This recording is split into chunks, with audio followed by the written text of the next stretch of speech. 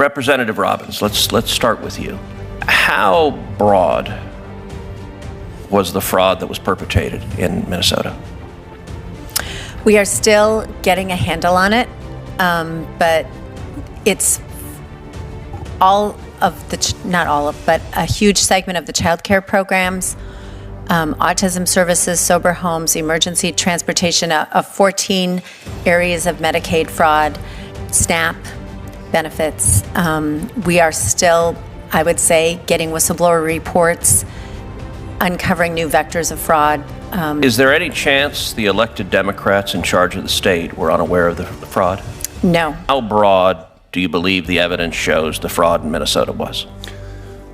It's easily in excess of $30 billion when you take everything into account. You've got all of these NGOs, you've got nonprofits, you've got county money, you've got city money, you've got CCAP money, you've got another thing called Great Start.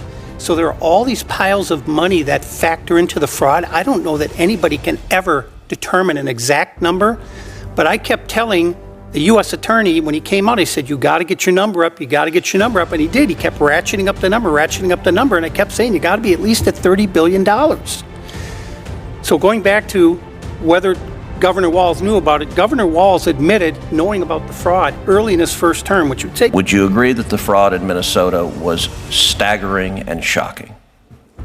I agree that there is fraud in Minnesota. I don't believe these estimates are grounded in any evidence that I've seen.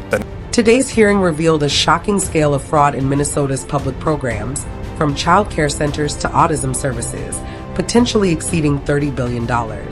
Representative Robbins and citizen journalist Mr. Hull exposed how taxpayer money was funneled into fake centers with no children or patients present. Governor Walz and other officials may have been aware, but failed to act. The debate over accountability intensified when some questioned whether politicians who benefited from this fraud should be prosecuted. The lack of immediate investigation raises serious questions about the state's leadership and the integrity of its public programs.